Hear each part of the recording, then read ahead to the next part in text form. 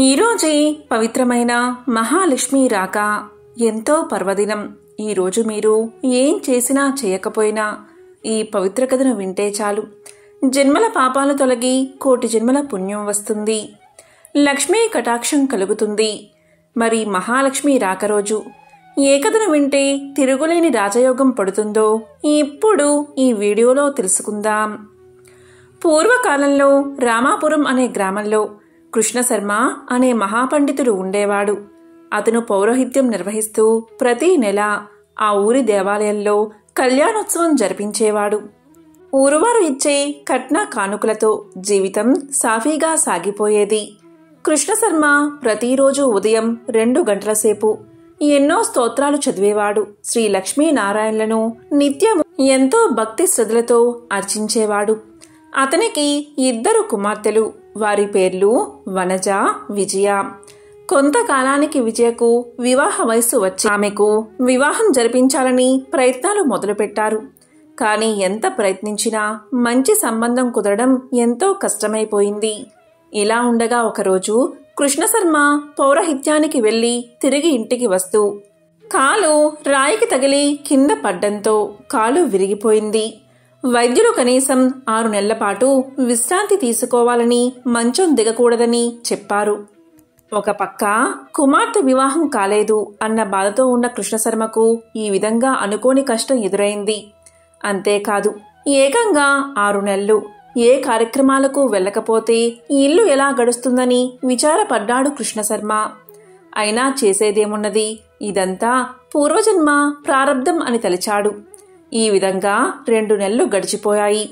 ఈ 2 నెలలు ఎటూ వెళ్ళకపోయేసరికి తాను కూడబెట్టుకున్న సొమ్ములో చాలా భాగం ఖర్చయిపోయింది. ఇక మిగిలిన సొమ్ముతో ఎన్నో రోజులు గడిచేలా లేదు. ఒకరోజు సాయంత్రం పొరుగు ఊరైన వెంకటాపురం నుంచి వెంకటశెట్టి అనే వర్తకుడు వచ్చి తన ఇంటిలో బారసాల కార్యక్రమం ఉందని, ఎలాగైనా కృష్ణశర్మ ఆ కార్యక్రమాన్ని నిర్వహించాలి అన్నాడు. కృష్ణశర్మకు వెళ్దాము అనిపించిన వైద్యుడు చెప్పిన మాటలు అతనికి గుర్తుకు వచ్చాయి. తాను ఎటూ కదిలే పరిస్థితిలో లేనని వెంకటశెట్టితో చెప్పాడు కృష్ణశర్మ. అందుకు వెంకటశెట్టి కృష్ణశర్మపై తనకు ఎంతో నమ్మకమని తానే ఈ నామకరణ కార్యక్రమం జరిపించాలని కోరాడు. అంతేకాదు, ఇంటి వద్దకు బండి పంపుతానని, ఏమాత్రం శ్రమపడకుండా వచ్చి ఆ శుభకార్యాన్ని నిర్వర్తించి తిరిగి రావచ్చని పలికాడు. అప్పుడు కృష్ణశర్మ ఇలా అనుకున్నాడు, ఎంతకాలం మంచాన పడి ఉంటాను, కొంచెం లేచి తిరగడం ప్రారంభిస్తే లాభం లేదు అనుకుంటాడు. ఆ రోజు ఉదయాన్నే లేచి ఊరు బయలుదేరడానికి సిద్ధమయ్యాడు. వెంకటశెట్టి మాట ఇచ్చినట్లుగానే బండిని పంపించాడు. కాని బండి కొంచెం ఎత్తుగా ఉండడంతో ఆ బండి ఎక్కడం కృష్ణశర్మకు చాలా కష్టమైంది. జాగ్రత్తగా బండిపై కూర్చున్నాడు. నెమ్మదిగా తోలమని చెప్పాడు. అలాగే నెమ్మదిగా కృష్ణశర్మకు ఏ కష్టం తెలియకుండా బండివాడు జాగ్రత్తగా తీసుకువెళ్లాడు. అక్కడ కార్యక్రమం పూర్తయిన వెంటనే తిరిగి రామాపురం బండిలో బయలుదేరాడు కృష్ణశర్మ. చాలా రోజుల తర్వాత బయటకు వచ్చి కార్యక్రమాన్ని నిర్వహించడం వల్ల కృష్ణశర్మ శరీరం చాలా అలసటగా అనిపించింది. దారి కూడా సరిగ్గా లేకపోవడం చేత బండి పైకి కిందకి ఊగుతూ ఉంది. ఆ కుదుపులకు కృష్ణశర్మకు కూడా ఒళ్ళు అలసటగా అనిపించింది. ఇంతలో బండికి ఎదురుగా ఒక్కసారిగా కొన్ని కుక్కలు భీకరంగా అరుచుకుంటూ ఒకదాన్ని ఒకటి తరుముకుంటూ ఒకదానిపై ఒకటి పడి అరుస్తూ రాసాగాయి. ఒక్కసారిగా జరిగిన ఈ పరిణామానికి ఎడ్లు బెదిరి పరిగెత్తడంతో బండి అదుపు తప్పింది. బండిలో కూర్చున్న కృష్ణశర్మ ఒక్క ఉదుటున బండి నుంచి కింద పడ్డాడు. అలా పడ్డంతో ఇప్పుడిప్పుడే కోలుకుంటున్న అతని కాలికి తిరిగి దెబ్బ తగిలింది. ఆ బాధతో విలువలాడిపోయాడు కృష్ణశర్మ. ఒక్కసారిగా జరిగిన ఈ పరిణామానికి బండివాడు కూడా నివ్వెరపోయాడు. ఎడ్లను నెమ్మదిగా వీపుపై దువ్వి బండిని ఓ పక్కగా ఆపి కృష్ణశర్మ వద్దకు పరుగు పరుగున వచ్చాడు బండివాడు. విపరీతమైన నొప్పితో బాధపడుతున్న కృష్ణశర్మ జరిగిన పరిస్థితికి ఎంతో విచారించాడు. ఇక బండివాడు కృష్ణశర్మను తిరిగి బండిలో కూర్చోబెట్టడానికి ప్రయత్నించాడు. కాని కృష్ణశర్మ ఎంతో నొప్పితో విలవల్లాడిపోతూ ఏమాత్రం కదల్లేని పరిస్థితిలో ఉన్నాడు. బండివాడికి ఏం చెయ్యాలో పాలుపోలేదు. ఇంతలో సన్నగా వానజల్లు ప్రారంభమైంది. ఇక కృష్ణశర్మ బాధ వర్ణనాతీతంగా ఉంది. అదృష్టం కొద్దీ అటుగా 2 రైతులు వచ్చారు. వారి సహాయంతో బండివాడు కృష్ణశర్మను నెమ్మదిగా బండి లోపల కూర్చోబెట్టాడు. ఇక భూలోకంలో జరుగుతున్న సంగతంతా వైకుంఠంలోని లక్ష్మీనారాయణులు గమనిస్తూనే ఉన్నారు. కృష్ణశర్మ పడుతున్న కష్టాలు చూసి జగన్మాత అయిన శ్రీ మహాలక్ష్మీదేవి యొక్క హృదయం ద్రవించిపోయింది.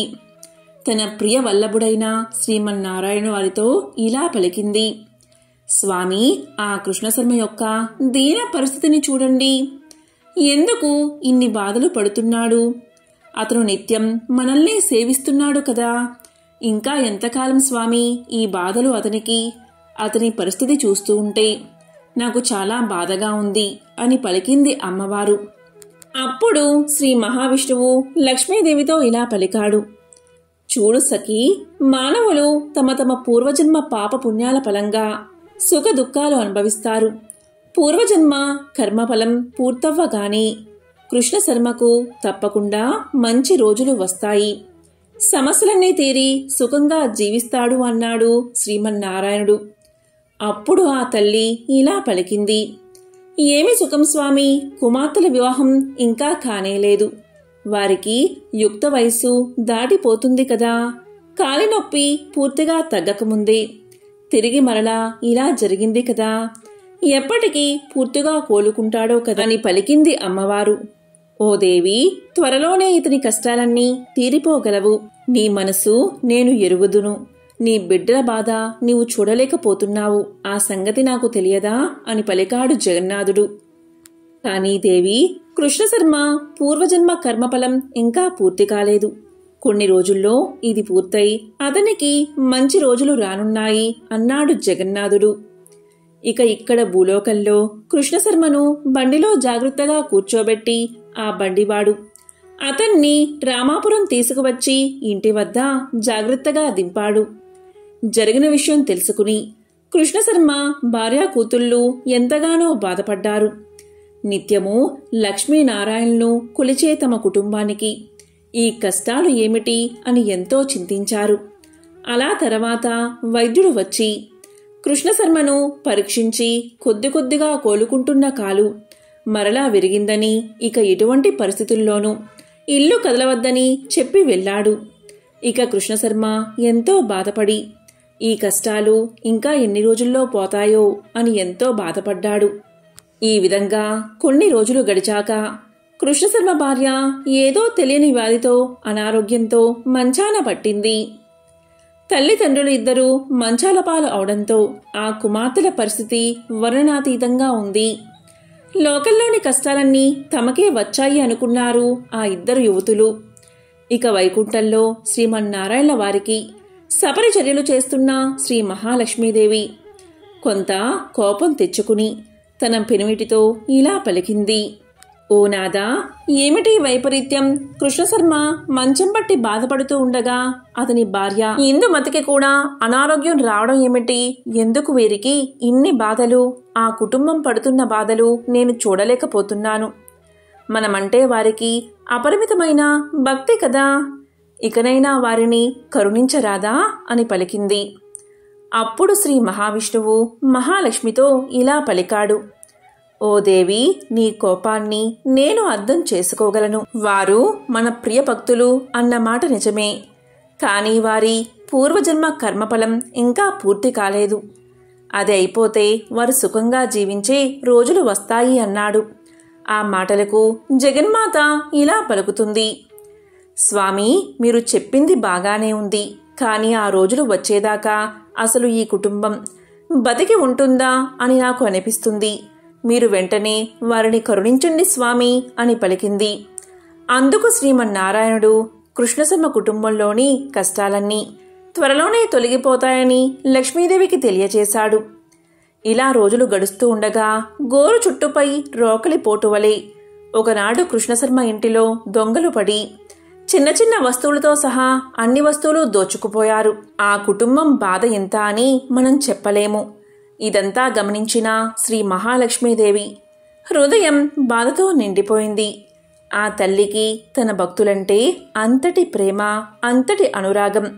ఈ సృష్టిలో ఆ జగన్మాత చూపే అనురాగం ఎవరూ చూపలేరు. తన బిడ్డలు కష్టపడుతూ ఉంటే ఆ తల్లి ఏమాత్రం సహించలేదు. కృష్ణశర్మ కుటుంబం పడుతున్న కష్టాలు చూసి ఆ తల్లి హృదయం ద్రవించింది. వెంటనే తన పతి అయిన శ్రీమన్నారాయణుడితో ఇలా పలికింది: స్వామి, ఇది చాలా అన్యాయం. మీరు ఆ కుటుంబంపై ఏమాత్రం కరుణలు చూపడం లేదు. ఇక నేను ఏమాత్రం ఉపేక్షించను. మీరు రక్షించకపోతే నేను వెళ్ళి రక్షిస్తాను అని కోపంగా పలికింది. అప్పుడు శ్రీ మహావిష్ణువు ఇలా పలికాడు: దేవి, నీ బాధ నేను అర్థం చేసుకోగలను. ఒక్కరోజు ఓపిక పట్టు. ఈ రోజుతో వారి కర్మఫలం పూర్తయింది. రేపటి నుంచి మంచి రోజులు వస్తాయి వారికి అని పలికాడు. అప్పుడు జగన్మాత శ్రీ మహావిష్ణువుతో ఇలా అంది: స్వామి, ఇక నేను ఏమాత్రం ఉపేక్షించను. వారి బాధలు నేను చూడలేకపోతున్నాను.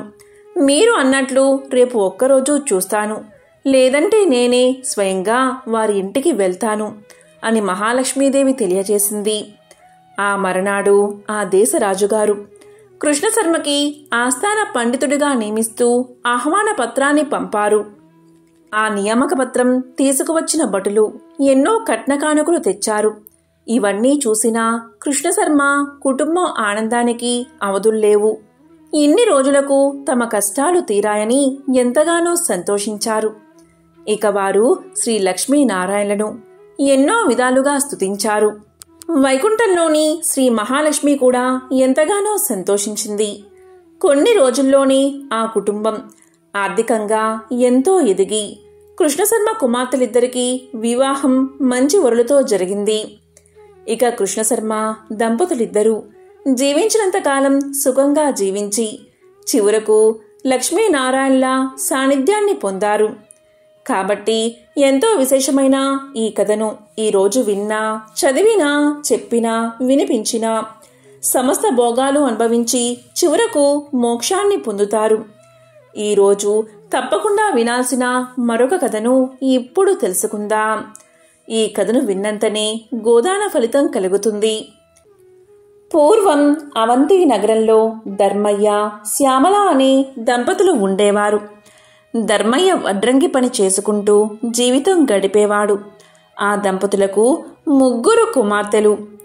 ఒక సంవత్సరం కరువు కాటకాలు వచ్చి ధర్మయ్యకు పని దొరకక ఇల్లు గడవడానికి కూడా చాలా కష్టపడ్డాడు.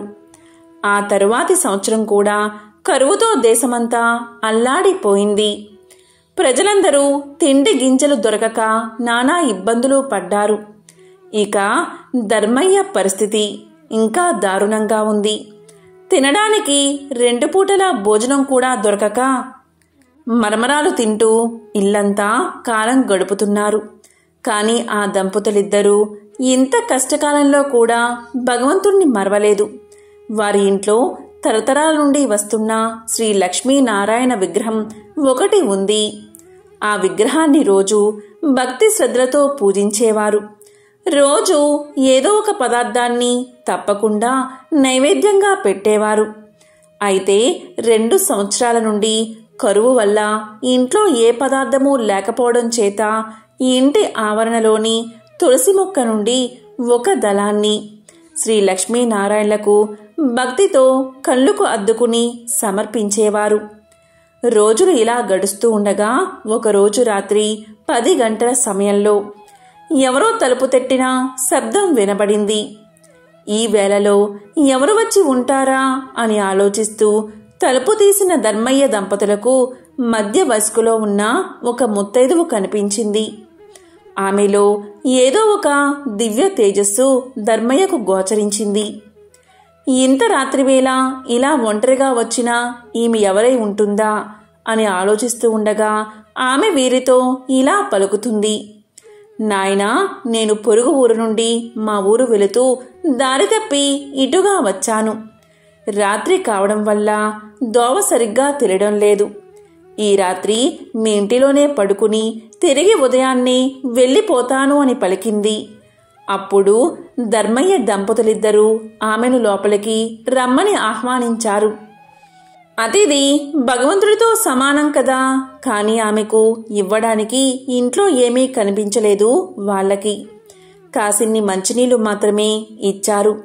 ఇంట్లో పడుకోవడానికి ఒక చాప మాత్రమే ఉంది. ఆ రాత్రి ఆమె ఆ చాపపైనే నిద్రించింది. తెల్లవారగానే వెళ్ళడానికి సిద్ధమైంది. అప్పుడు ధర్మయ్య దంపతులిద్దరూ ఆమెతో ఇలా అన్నారు. తల్లి, నీవు తేజస్సుతో సాక్షాత్తు జగన్మాత అయిన శ్రీ మహాలక్ష్మిగా ఉన్నావు. నిన్ను ఒట్టి చేతులతో పంపుతున్నందుకు మాకు ఎంతో బాధగా ఉంది అన్నారు వారిద్దరూ. అప్పుడు ఆమె ఇలా పలుకుతుంది. దంపతులారా, మీరు చింతించవద్దు. మీ ఇంట్లో ఉండడానికి ఒప్పుకున్నారు, అదే చాలు అంది. అప్పుడు శ్యామలమ్మ ఆమెకు బొట్టు పెట్టి పంపించింది. ఆమె వెళ్ళిన తర్వాత కాసేపటికి ఇంట్లో ఏదో చప్పుడు వినిపించింది. ఏమిటా అది అని ఇల్లంతా చూడగా శ్రీ లక్ష్మీనారాయణ విగ్రహం వద్ద నుండి శబ్దం వస్తున్నట్టుగా వారు గమనించారు. అక్కడ కొన్ని బంగారు నాణాలు పడి ఉన్నాయి. అప్పుడు ఆ దంపతులకు జరిగిందంతా అర్థమైంది. రాత్రి తమ ఇంటికి వచ్చింది మరెవరో కాదు, సాక్షాత్తు జగన్మాత శ్రీ మహాలక్ష్మి. ఆ తల్లికి తామేమీ ఇవ్వలేకపోయామే, చెయ్యలేకపోయామే, కనీసం తగిన వసతి కూడా కల్పించలేకపోయామే అని ఎంతో బాధపడ్డారు. ఆ తల్లిని అనేక విధాలుగా స్తుతించారు.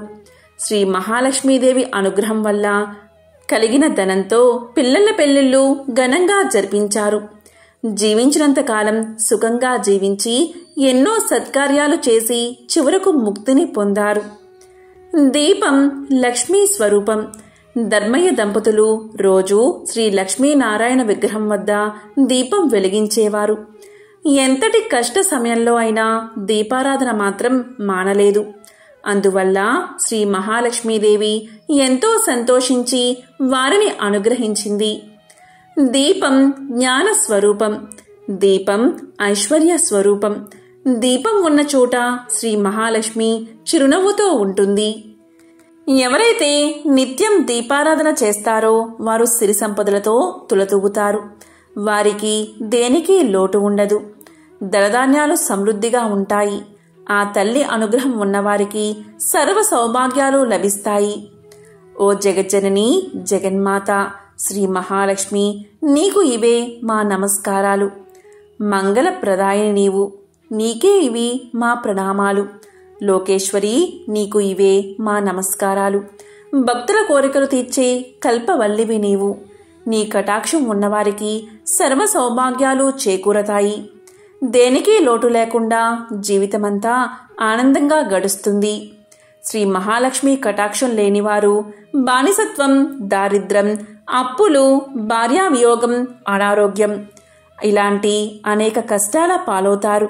సర్వమంగళ ప్రదాయిని అయిన జగన్మాత ఆరాధించిన వారికి దేవిని దాసదాసీ జనం, పుత్రులు, మిత్రులు, బంధువులు, ఆరోగ్యం, ధనం, ధాన్యం, వాహనమని అష్టైశ్వర్యాలు లభిస్తాయి.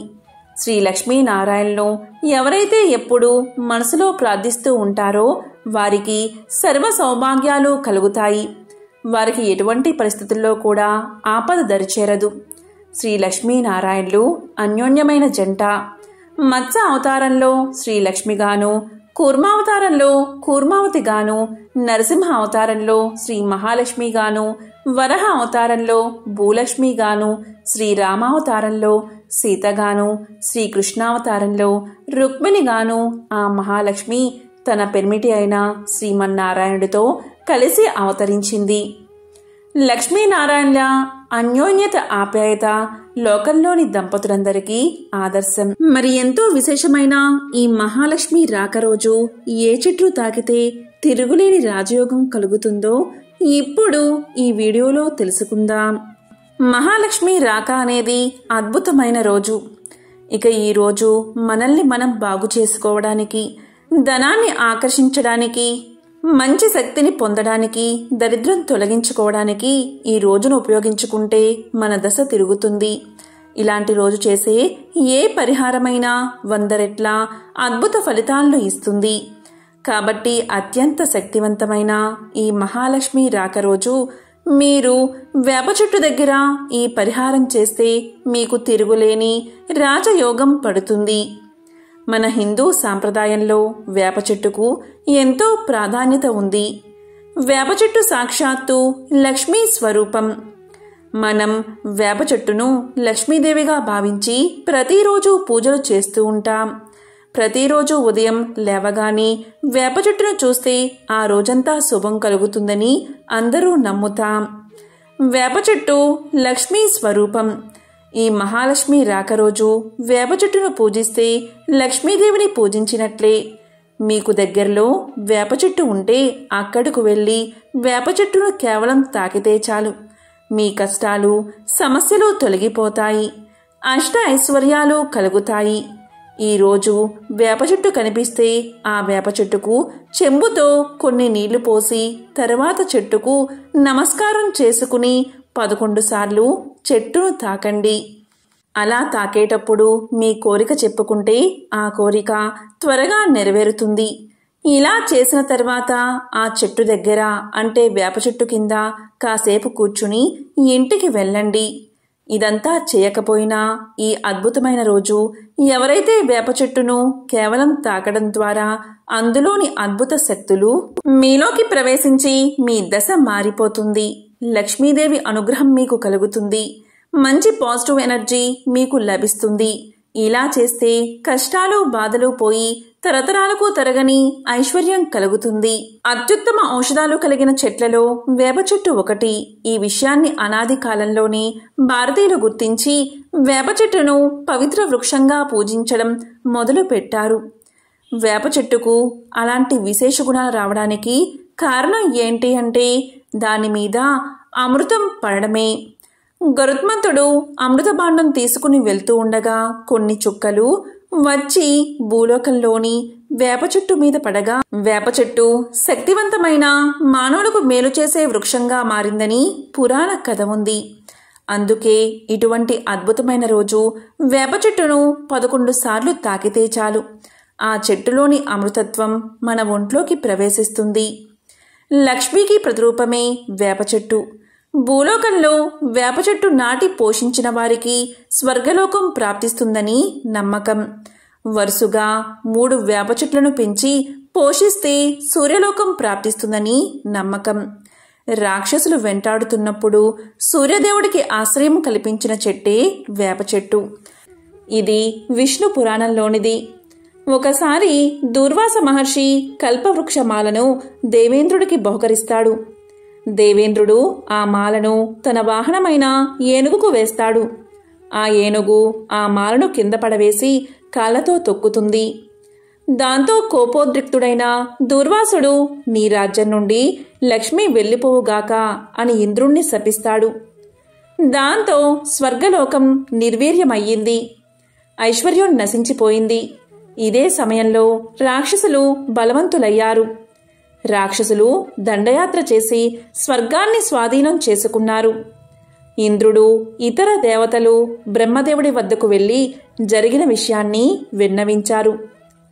అప్పుడు బ్రహ్మదేవుడు దేవతలను వెంటబెట్టుకుని విష్ణువు దగ్గరకు వెళ్లి జరిగింది వివరిస్తాడు. అప్పుడు విష్ణు భగవానుడు దేవతలకు ఒక పరిష్కారాన్ని చూపుతాడు. అమృతాన్ని స్వీకరించి బలాన్ని పొంది రాక్షసులను ఓడించవచ్చని, సిరి సంపదను మళ్లీ పొందవచ్చని, అందుకోసం క్షీరసాగరాన్ని మదించాలని విష్ణువు సలహా ఇస్తాడు. అయితే క్షీరసాగర మదనం దేవతలకొక్కరికి సాధ్యమయ్యే పనా? రాక్షస గణాన్ని కూడా క్షీరసాగర మదనానికి ఒప్పించి క్షీరసాగరాన్ని మదించడం మొదలు పెడతారు దేవతలు. శ్రీహరి సలహా మేరకు దేవతలు రాక్షసులతో కలిసి క్షీరసాగరంలో సముద్రాన్ని మదనం చేశారు. సముద్ర మదనం నుండి హాలాహలం, కామధేనువు, తెల్లని అశ్వం, ఐరావతం, కల్పవృక్షం, అమృతంతో పాటు లక్ష్మీదేవి కూడా జన్మిస్తుంది. ఆ సందర్భంగా లక్ష్మీదేవి శ్రీ మహావిష్ణువును వరిస్తుంది. లక్ష్మీదేవి జననంతో ముల్లోకాలకు సుఖ సంతోషాలు తిరిగి వచ్చాయి. దేవతలు అమృతాన్ని సేవించి అమరులు అయ్యారు. ఇంద్రలోకంలో సిరి సంపదలు మళ్లీ వచ్చాయి. అప్పట్నుంచి లక్ష్మీదేవిని సంపద, శ్రేయస్సు, వైభవానికి ప్రతీకగా కొలుస్తారు. ఒకసారి నారాయణుడు లక్ష్మీదేవితో ఇలా పలికాడు: దేవి, ప్రజల్లో ఎంతో భక్తి పెరిగింది. అందరూ నారాయణ నారాయణ అని జపిస్తున్నారు అని చెప్పాడు. ఆ మాటలు విన్న లక్ష్మీదేవి ఇలా అంది: నాదా, అది మీకోసం కాదు, నా కరుణా కటాక్షం కోసమే. మీ మీద భక్తి పెరిగింది అని పలికింది. అప్పుడు మహావిష్ణువు ఇలా అన్నాడు: అయితే జనులంతా లక్ష్మీ లక్ష్మీ అని ఎందుకు జపించడం లేదు అనగా లక్ష్మీదేవి ఇలా సమాధానం చెప్పింది: అలా అయితే నాదా, ఓ పరీక్ష పెడదాం భక్తులకు అంది. సరే అన్నాడు నారాయణుడు. నారాయణుడు బ్రాహ్మణ రూపం ధరించి ఒక గ్రామంలోని గ్రామాధికారి ఇంటి తలుపు తడతాడు. అప్పుడు గ్రామాధికారి తలుపు తెరిచి, మీరు ఎవరు, ఎక్కడి నుండి వచ్చారు అని అడుగుతాడు. దానికి ఆ బ్రాహ్మణుడు, నా పేరు లక్ష్మీపతి, మీ నగరంలో హరికథ చెప్పాలని అనుకుంటున్నాను అన్నాడు. వెంటనే గ్రామాధికారి, అలాగా, మహాభాగ్యం, మీరు మా ఇంట్లో ఉండండి అన్నాడు. మొదటి రోజు 10 మంది వస్తారు. రెండవ రోజు, మూడవ రోజుల్లో మరింత పెరిగి కూర్చోవడానికి స్థలం లేక నిలబడి భక్తితో వింటూ ఉంటారు. ప్రజల భక్తిని చూసిన శ్రీహరి ఎంతో సంతోషపడతాడు. ఆ సమయంలో లక్ష్మీదేవి ఒక వృద్ధురాలిగా మారి ఆ గ్రామానికి వచ్చి ఇంటికి తాళం వేసి హరికథకు వెళ్తున్న స్త్రీతో ఇలా పలికింది: అమ్మా, దాహంగా ఉంది, కొంచెం నీళ్లు ఇవ్వమ్మా అని అంటుంది. దానికి ఆమె, అమ్మా, నేను హరికథ వినేందుకు వెళ్తున్నాను అని సమాధానం చెప్తుంది. దానికి లక్ష్మీదేవి, నాకు కొంచెం నీరు ఇవ్వు, నీకు అమితమైన పుణ్యం లభిస్తుంది అని అడగ్గానే కాదనలేక ఆ స్త్రీ తాళం తీసి ఇత్తడి చెంబుతో నీళ్లు ఇస్తుంది. లక్ష్మీదేవి నీరు తాగి ఆ చెంబు తిరిగి ఆ స్త్రీ చేతికి ఇవ్వగానే ఆ చెంబు బంగారు చెంబుగా మారిపోతుంది. అది చూసి ఆ స్త్రీ ఆశ్చర్యపోయి 2 చేతులను జోడించి, ఎంత మహిమగల తల్లివి, నీకు ఆకలి వేస్తుందేమో, ఉండు, అన్నం పెడతాను అంటుంది. దానికి వృద్ధురాలు, లేదు, నాకు ఆకలిగా లేదు అంటూ అక్కడ్నుంచి వెళ్ళిపోతుంది. ఆ స్త్రీ హరికథకు వచ్చి ఆ సంగతి ఆమె చుట్టుపక్కల ఆడవారికి చెబుతుంది. దాంతో స్త్రీలందరూ మధ్యలోనే లేచి వెళ్ళిపోతారు. మరుసటి రోజు నుంచి హరికథకు వచ్చేవారి సంఖ్య గణనీయంగా తగ్గడంతో లక్ష్మీపతి ఇలా అంటాడు: భక్తుల సంఖ్య ఎందుకు తగ్గుతుంది అని. దానికి గ్రామాధికారి, ఎవరో ఒక మహిమగల తల్లి గ్రామానికి వచ్చింది. ఆమె ఎవరింటికైనా వెళ్లి ఏ వస్తువులు తాకినా లేదా తిన్నా ఆ వస్తువు బంగారంగా మారుతుంది అన్నాడు. అప్పుడు నారాయణుడికి వచ్చింది లక్ష్మీదేవే అని అర్థమైంది. గ్రామాధికారి కూడా ఆ వృద్ధురాలి దగ్గరకు పోయి ఇలా అన్నాడు: అమ్మా, నేను హరికథ నిర్వహిస్తున్నాను, మీరు నా ఇంటిని ఎందుకు విడిచిపెట్టారు అని అన్నాడు. దానికి ఆ వృద్ధురాలు, మీ ఇంటికే నేను మొదట వచ్చాను, మీ ఇంట్లో హరికథ చెప్పేవారు ఉండడంతో నేను రాలేదు, అతను వెళ్ళిపోతే నేను వస్తాను అని చెప్పింది. వెంటనే గ్రామాధికారి, నేనిప్పుడే వారికి ధర్మశాలలో గది ఇస్తాను అని వృద్ధురాలతో పలుకుతాడు. ఆ రోజు హరికథ పూర్తయిన తర్వాత లక్ష్మీపతి తన ఇంటికి వచ్చిన వెంటనే గ్రామాధికారి ఇలా అంటాడు: ఇక మీరు ధర్మశాలలో ఉండండి, అక్కడ అన్ని ఏర్పాట్లు పూర్తయ్యాయి అంటాడు. ఇంతలో లక్ష్మీదేవి వచ్చి గ్రామాధికారిని, మీరు బయటకు వెళ్ళండి, నేను వారితో మాట్లాడతాను అంటుంది. గ్రామాధికారి బయటకు వెళ్ళగానే లక్ష్మీదేవి ఇలా పలుకుతుంది: ప్రభు, ఇప్పుడు ఒప్పుకుంటారా? భక్తులు మీకోసం కాదు, నాకోసమే మీ నామం జపిస్తున్నారని అని అంటుంది. వెంటనే నారాయణుడు, అవును, ఇదంతా నీ ప్రభావమే, కాని నీవు నా కోసం వైకుంఠం విడిచి వచ్చావు, ఎక్కడ నా కథలు చెబుతారో అక్కడే నీవు ఉంటావు అని నారాయణుడు చెప్పి వైకుంఠానికి వెళ్ళిపోయాడు. ఆ తర్వాత ప్రతి ఒక్కరూ తమ ఇళ్లలోకి ఈ తల్లి రావాలని కోరుకుంటారు. అప్పుడు లక్ష్మీదేవి అందరితో ఇలా చెబుతుంది: నేను కూడా వెళ్తున్నా, నారాయణుడు ఎక్కడ ఉంటే అక్కడే నా నివాసం. మీరు నారాయణుణ్ణి పంపించారు, అందుకే నేను కూడా ఆయన దగ్గరికే వెళ్ళిపోతున్నాను అని సమాధానం చెప్పి వైకుంఠాన్ని చేరుకుంటుంది.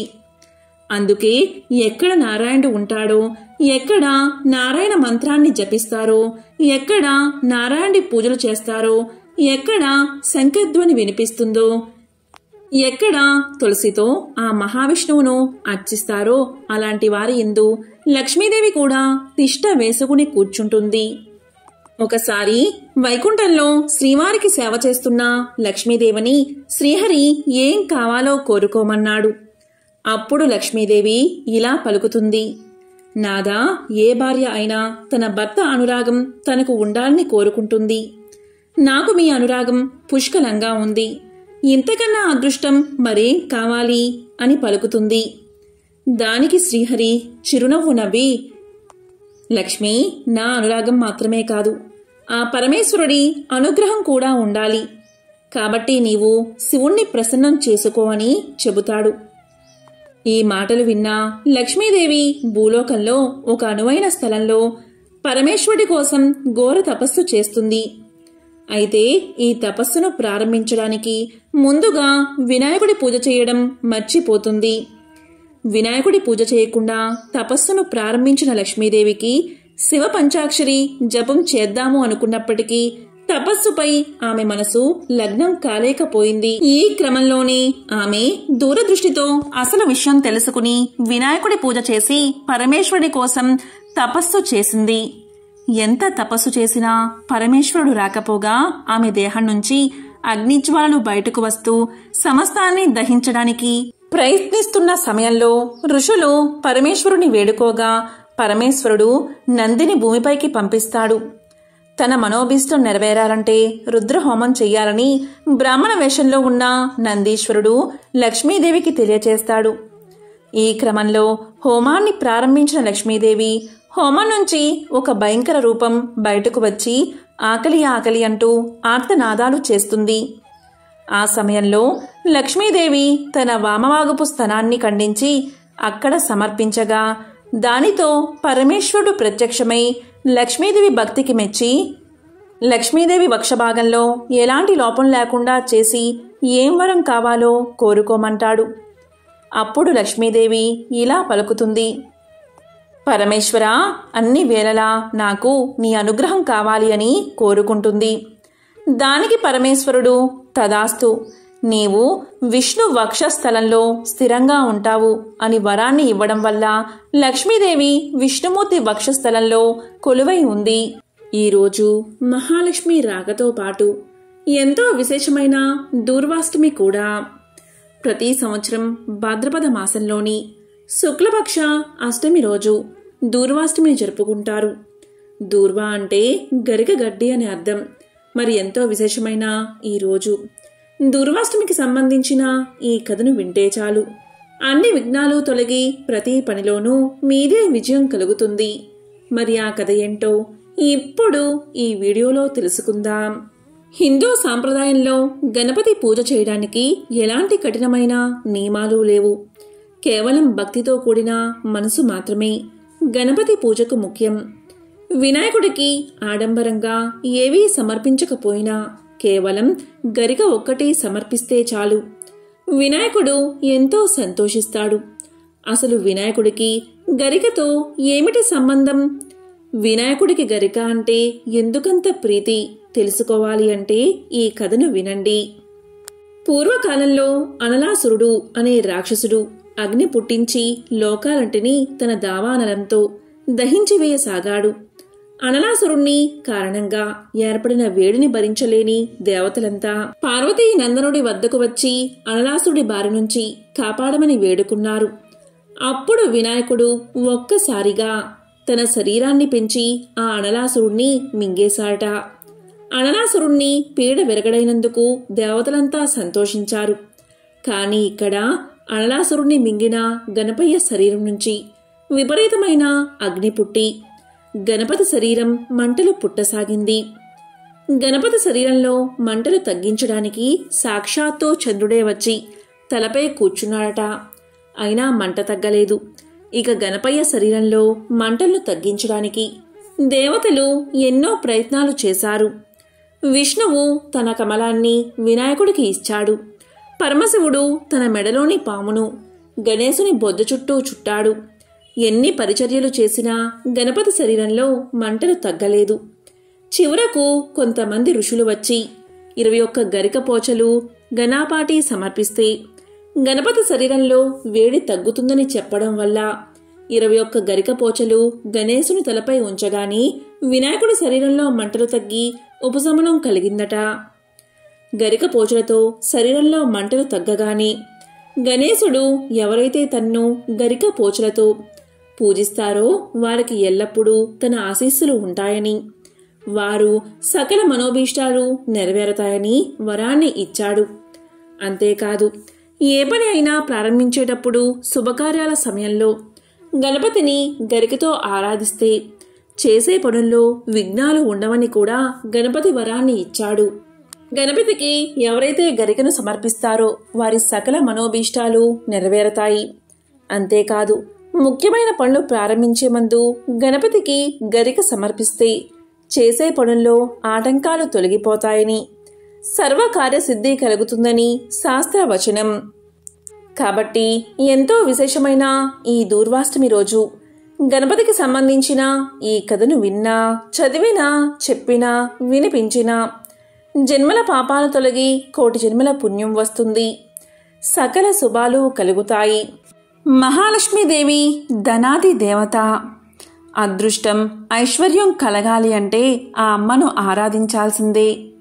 సాక్షాత్తు శ్రీ మహావిష్ణువు యొక్క దేవేరే మహాలక్ష్మీదేవి. భాద్రపద మాస శుద్ధ సప్తమి నాటి సాయంత్రం కాలం ప్రతి ఇంటి నుండి ఒక కన్య బయలుదేరి బయటకు వచ్చి కొన్ని రాళ్లు ఏరుతుంది. వాటిని ఒక కుండలో వేస్తుంది. ఆ కుండకు తాడు కట్టి ఇంటి నూతిలో దింపి తిరిగి బయటకు తీస్తుంది. ఆపై ఆ బొమ్మ రాళ్లను ఒక పల్లెంలో పెడుతుంది. వాటిని ఆ నూతి పక్కనే ఉంచి పూజిస్తుంది. తరువాత చిన్న గంటను వాయిస్తూ రాళ్లతో కూడిన ఆ పల్లాన్ని పట్టుకుని ఇంట్లోకి వస్తుంది. ఈలోగా ఇంటిలోని ఇతర స్త్రీలు తమ చేతుల్ని పసుపు కుంకుమల్లో ముంచి నేలమీద ఆనవాళ్లు వేస్తారు. సింహద్వారం వద్ద ఇంటి నిండా ఇలా వేస్తారు. బొమ్మరాళ్లను తెచ్చిన ఆ బాలిక ఆ ఆనవాళ్ల మీదనే అడుగులు వేస్తూ ఇంట్లోకి వస్తూ ఉంటుంది.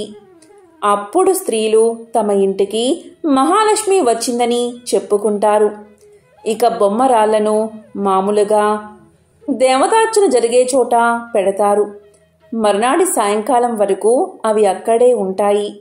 అప్పుడు పేరంటాలను పిలిచి వేడుక చేస్తారు.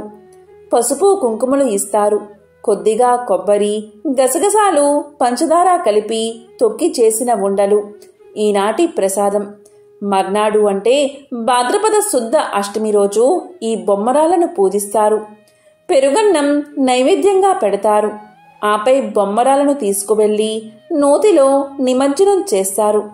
ఇదే ఈనాటి వ్రతాచరణ. మహాలక్ష్మి రాక రోజు ఈ విధి విధానాన్ని పూర్వం నుండి పాటిస్తున్నారు.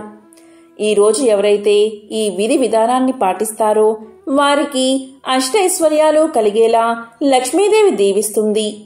ఇది అత్యంత పర్వదినం. ఈ రోజు మీరు ఉదయం 4:21 నుండి మధ్యాహ్నం 12:17 లోపు ఈ మహాలక్ష్మి రాక గడియల్లో ఇంట్లో పూజా మందిరాన్ని శుభ్రం చేసి లక్ష్మీదేవి అమ్మవారి ముందు ఈ ఒక్క దీపాన్ని వెలిగిస్తే చాలు. దరిద్రం పోయి అదృష్టం పడుతుంది. మీరు ఈరోజు 2 రావి ఆకులను సేకరించి ఆ రావి ఆకులకు గంధం మరియు కుంకుమ బొట్లు పెట్టండి. ఇక ఆ రావి ఆకులను మహాలక్ష్మీదేవి ముందు ఉంచి దానిపై 2 ప్రమిదలు కానీ లేదా కుందులు కానీ ఉంచి అందులో ఆవు నెయ్యి లేదా నువ్వుల నూనె పోసి అందులో ఒక్కొక్క ప్రమిదలో 5 వత్తులు విడివిడిగా వేసి దీపాన్ని వెలిగించండి. ఇలా దీపాన్ని వెలిగించి ఆ దీపలక్ష్మిని యథావిధిగా పూజించి నమస్కారం చేయండి. తరువాత మీ కోరికను చెప్పుకోండి.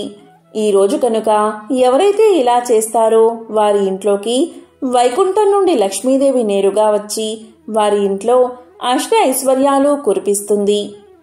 వారికి తిరుగులేని రాజయోగం కలుగుతుంది. ఇలా దీపాన్ని వెలిగించిన వారి అభివృద్ధిని అడ్డుకోవడం ఆ బ్రహ్మదేవుడి తరం కూడా కాదని విశ్వాసం. ఎంతో విశేషమైన ఈ మహాలక్ష్మి రాకరోజు. ఈ కథను విన్నవారికి లక్ష్మీ కటాక్షం కలుగుతుంది. ఓం శ్రీ మహాలక్ష్మియే నమః. ఓం గం గణపతియే నమః.